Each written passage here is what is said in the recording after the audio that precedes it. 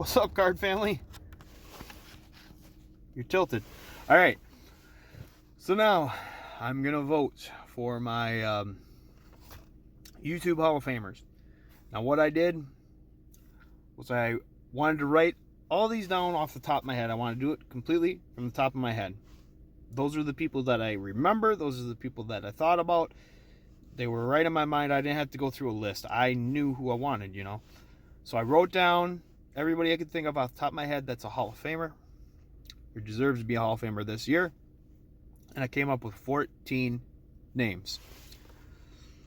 So I had to whittle it down. How am I going to get rid of the 4 people? So I looked and tried to think about it, tried to figure it out.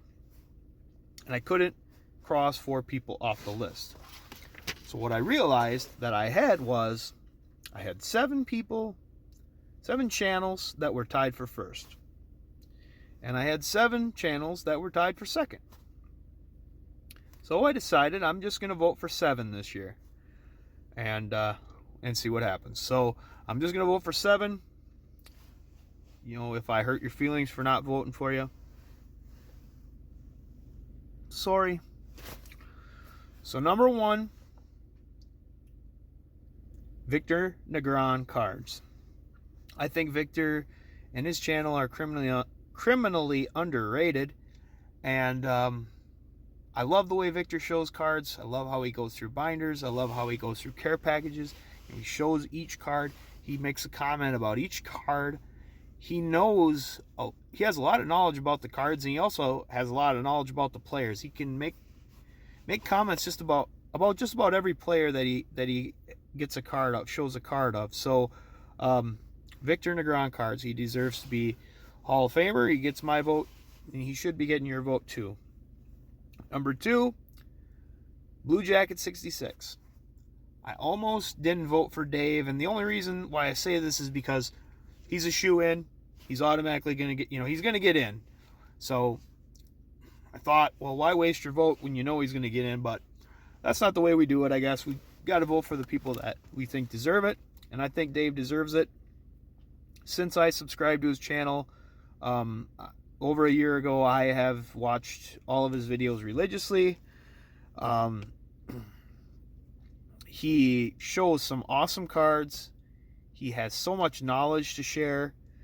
He's kind of eccentric, and he speaks his mind about things, and some of his videos are a little strange, but I like all of that stuff about him. I like that he's into pop culture, and I've emailed him a few times, but I really think I'm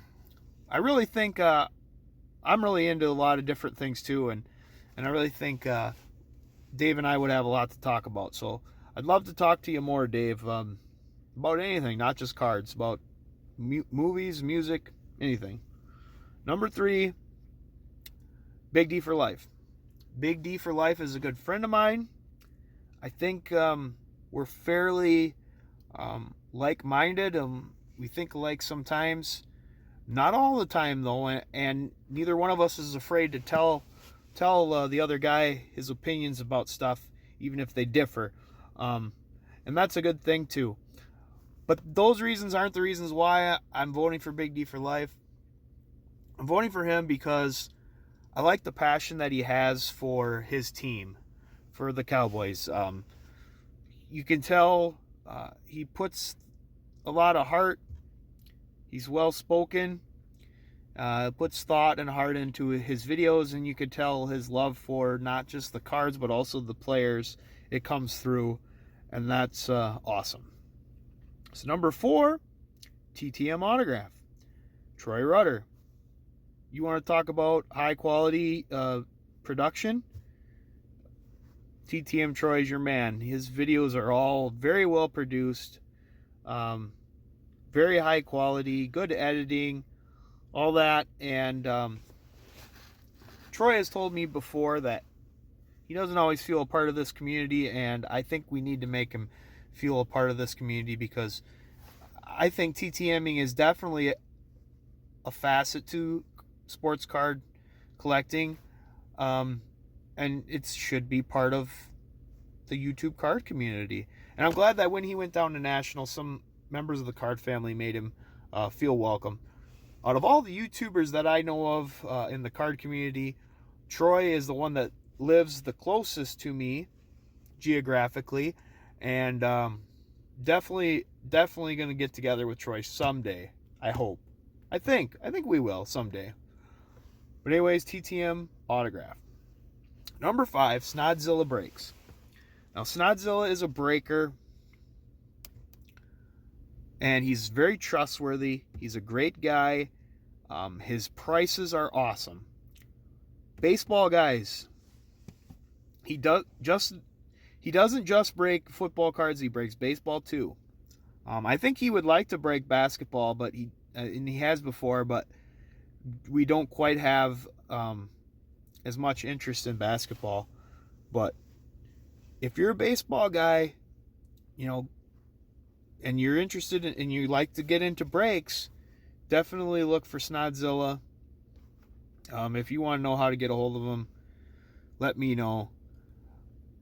But the main reason why I'm voting for him is because when he started doing these breaks, the chat rooms were just jumping, and the comments were hilarious, and the back and forth was great, and it really formed, before we were all on Facebook and on Messenger together, it really formed relationships among the community, and